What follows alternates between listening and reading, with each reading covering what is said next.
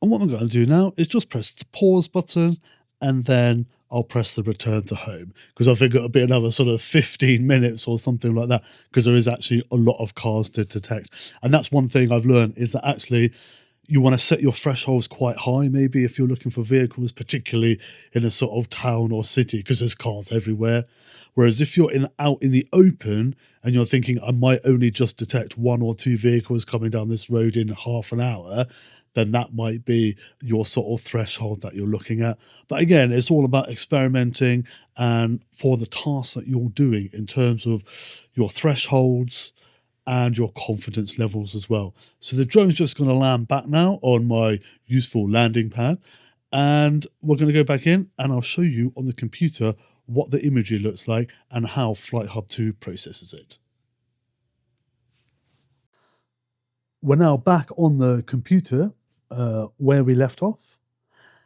Because we pressed the cloud button on the remote control and we had our hotspot, we can now click on Resource Library. So you click on there, and we decided that we were going to upload our photos. So this is our mission. This is our aircraft. That's your sort of serial number. So this is our mission. And you can press the refresh button here in the top right. It just tells you that some other things have been uploaded. And then just click on there. So alarm record media.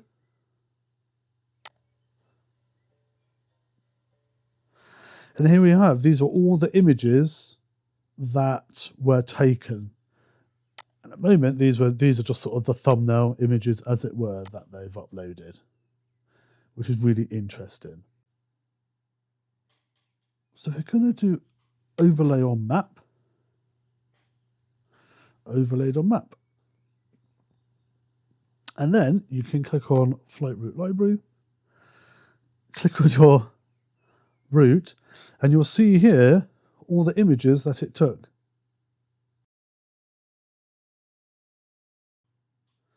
That's obviously the remote control there. So this image here.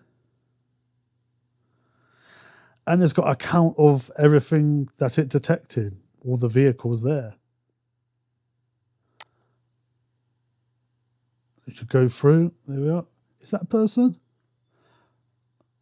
Where is it? Oh, look there. Yes, it has. Look, it's got a person. Yeah, excellent. And vehicle.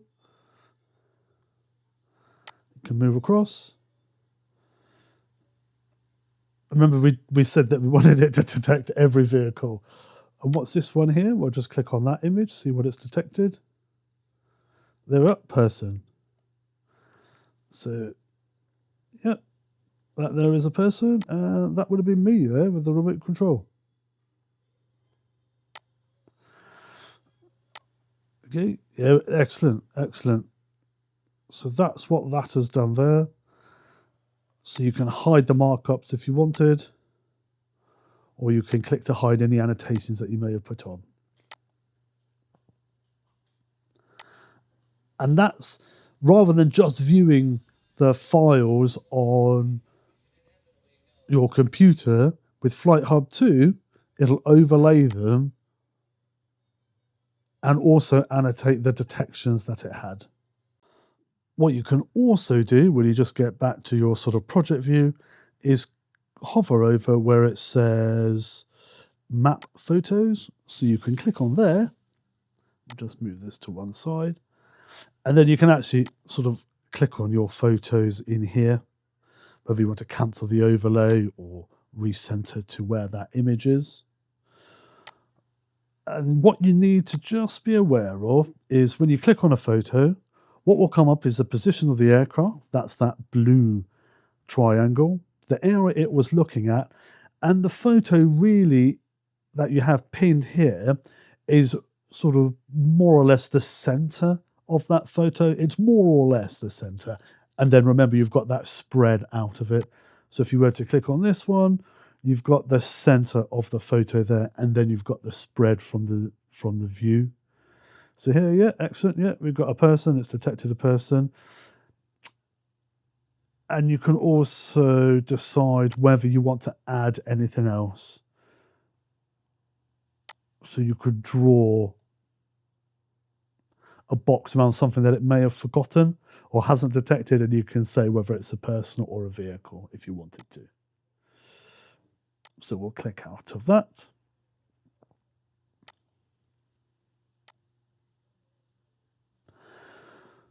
Now, as you saw with this, with the patrol that we've done, it was taking a lot of pictures because of the nature of the patrol, the path that we set it.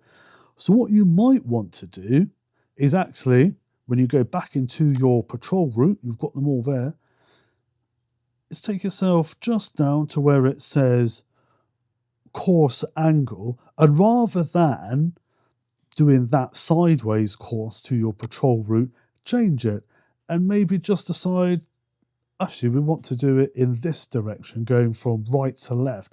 Therefore, the sweep of the camera will mean, hopefully, it doesn't pick up as much of those extra things out of that patrol area, because you're going to go basically from right to left, or change it and go from left to right rather than sideways on. Or what you can do is just decide, you know what, yeah, we detected a lot of vehicles, so we can just click off there, because actually I'm not interested in vehicles. All I wanted to know was about people, and there would have been a lot less detections. But we've run through this, and you can experiment with all sorts of things, change your thresholds, change your confidence levels, change the direction of the flight. And with all of that, you will get to understand how best to operate your Matrice4E or T, depending on the detections that you want. I hope that this tutorial has been useful. It's definitely been useful for me because I haven't used this before. So it's going through trying to learn lots of different things about the patrol route. And I know there's a lot of you out there that are doing patrols for various things, whether it's search and rescue or finding lost sheep, deer, dogs, cats, cows. If you found this breakdown of the Matrice4E and T and its AI patrol route useful, consider joining the channel as a member. You'll get early access to new workflow guides, behind the scenes testing, and deeper training content for enterprise pilots. Thanks for watching, and I'll see you in the next video.